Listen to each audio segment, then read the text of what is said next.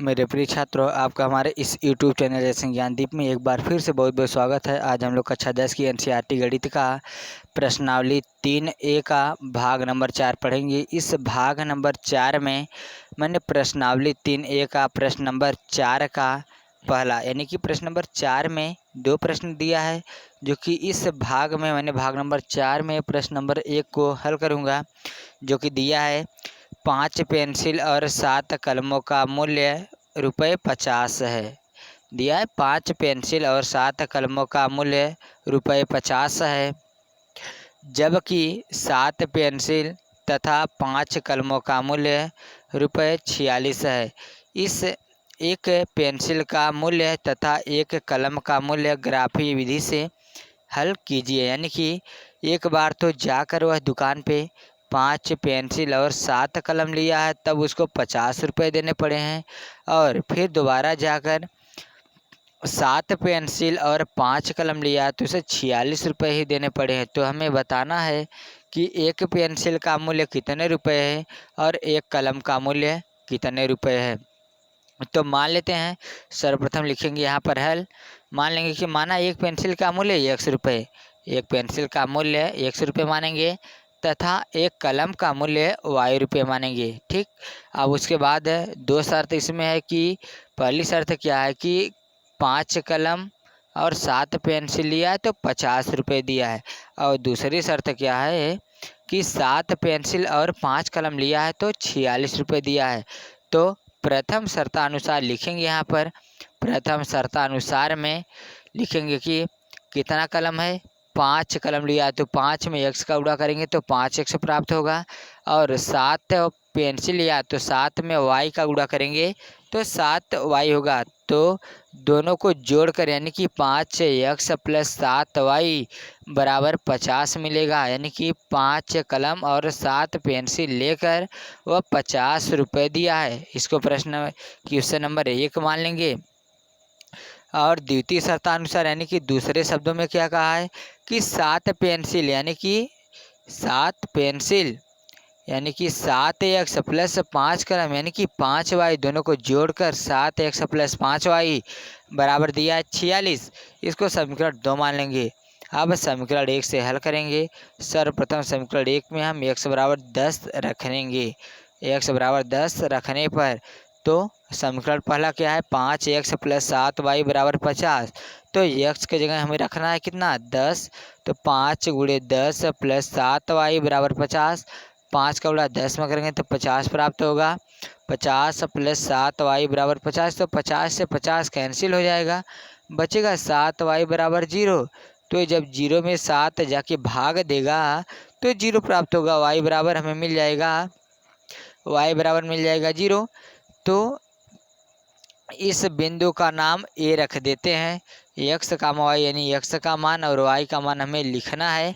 तो x का मान हमें रखे हैं 10, y का मान कितना प्राप्त हुआ है, 0। इसको यहीं पर छोड़ते हैं। आप फिर से उसी समीकरण 1 में x बराबर हम क्या करेंगे, कुछ और दूसरा मान रखेंगे। तो समीकरण पहला है 5x + 7y बराबर 10। इसमें x बराबर रखेंगे -4। रखने पर तो x की जगह -4 रखेंगे तो 5 × -4 + 7y बराबर 50। तो यहाँ 5 में जब -4 का गुणा करेंगे तो -20 प्राप्त होगा। -20 + 7y बराबर 50। यहाँ से 7y यहीं पर छोड़ेंगे। इस -20 को पक्षांतर करके 50 की तरफ ले जाएंगे, जो कि 7y बराबर क्या होगा, 50 + 20y, ये 20 होगा प्राप्त। तो 7y बराबर 50 में 20 जोड़ेंगे 70 प्राप्त होगा। तो 7 × 7, 7 × 7, 70 में जब 7 से भाग देंगे तो 10 प्राप्त होगा। तो y बराबर क्या मिलेगा, 10। इस बिंदु का नाम रखेंगे B। तो x बराबर रखिए -4, y बराबर क्या प्राप्त हुआ है, 10। इसी प्रकार समीकरण 2 को लेंगे। समीकरण 2 है 7x + 5y बराबर 46। इस समीकरण में x बराबर -2 रखेंगे तो 7 × -2 + 5y बराबर 46 प्राप्त होगा। अब यहाँ 7 में जब -2 का गुणा करेंगे तो -14 + 5y बराबर 46। तो 5y बराबर 46, और यहाँ पर 7 दूना माइनस यहाँ 14 है, उधर जाके प्लस 14 होगा। आप क्या करेंगे तो 5y बराबर 14 में 46 जोड़ेंगे तो 60 प्राप्त होगा। अब y बराबर क्या करेगा, ये 5 जाके 60 में भाग देगा तो y बराबर हमें 12 प्राप्त होगा। तो x का मान हम रखे हैं 2 -2 और y का मान हमें प्राप्त हुआ है 12। इस बिंदु का नाम रख देते हैं बिंदु C। इसी प्रकार समीकरण 2 में ही एक मान और रखेंगे। समीकरण 2 है 7x + 5y बराबर 46। इसमें x बराबर अब 8 रखेंगे। ये मत सोचिए कि मैंने ये -2 और 8 कहाँ से रख दे रहे हैं। इसके लिए इसका कोई नियम नहीं होता है, आप जो भी रख सकते हैं, चाहे जो भी संख्या रखेंगे। जो संख्या रखेंगे उसी प्रकार से हमें y की वैल्यू प्राप्त होगी, उसी प्रकार से x और y का मान प्राप्त होगा। तो उसी प्रकार से ही हम क्या करेंगे, ग्राफ बना लेंगे। इसका कोई नियम नहीं होता है कि ये मान ही रखना है। अगर ये मान नहीं रखेंगे, दूसरा मान रख देंगे तो गलत हो जाएगा। तो ऐसी कोई बात नहीं है।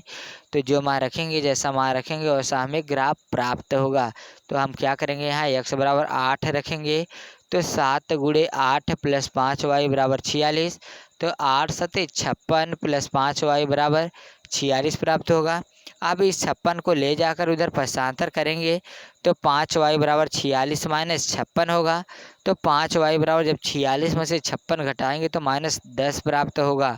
तो y बराबर -10/5 जाके भाग देगा तो y बराबर -2 मिलेगा। तो इस बिंदु का नाम D रखेंगे। x का मान हम रखे हैं 8, y का मान आया है -2। अब इसी को हमें ग्राफीय विधि से हल करना है। तो देखिए, मैंने x अक्ष खींच लिया और ये y अक्ष खींच लिया। इसका नाम है x अक्ष और इसका नाम है y अक्ष, और इधर जो है इसका नाम होता है x डैश अक्ष, इसका नाम होता है y डैश अक्ष। ठीक। आप यहाँ पर जहाँ पर दोनों रेखाएं आपस में काटती हैं उसका निर्देशांक होता है 0, 0। उस बिंदु का नाम रखें ओ, यानी कि 0, 0 का मतलब x का मान 0 और y का मान 0, दोनों ही 0 प्राप्त होता है।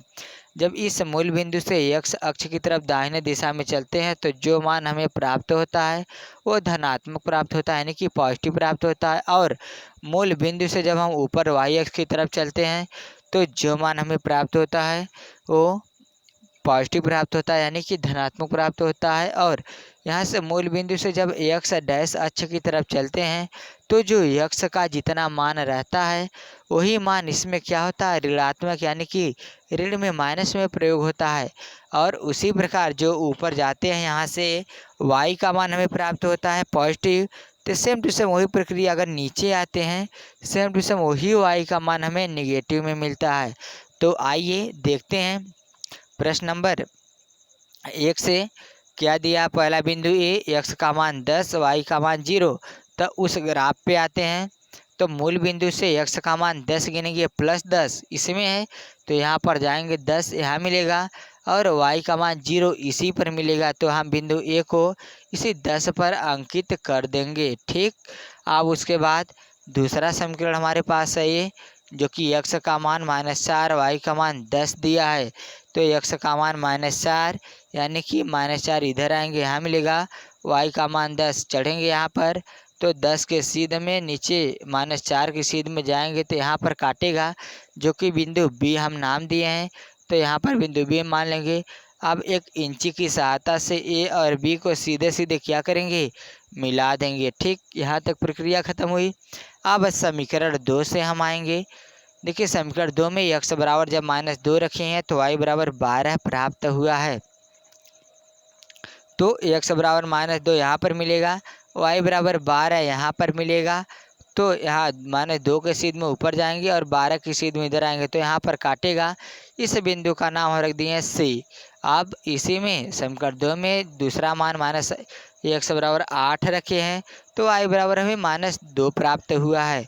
तो x बराबर 8 यहाँ तक चलेंगे और y बराबर -2 यहाँ तक आएंगे तो इसको इसी तरह से मिला देंगे तो यहाँ पर काटेगा। तो आप क्या करेंगे कि इंची की सहायता से C और D को मिला देंगे। C और D को जब मिलाएंगे तो यही ग्राफ हमें प्राप्त होगा। और मिलाने के बाद है AB जहाँ पर ए बी सी डी को जहाँ पर काटती हैं वही हमारा उत्तर होगा। तो देखिए यहाँ पर काटे हैं, एक्स जो है कि 3 की सीध में काटा है और वाई जो है कि ये 4 की सीध में काटा है। तो एक्स बराबर 3 और वाई बराबर हमें 4 प्राप्त होगा। यानी कि एक पेंसिल का मूल्य कितना है 5। एक पेंसिल का मूल्य 3 रुपये और एक कलम का मूल्य 7 रुपये है। तो आज के वीडियो में बस इतना ही, फिर मिलेंगे अगले वीडियो के साथ। तब तक के लिए धन्यवाद।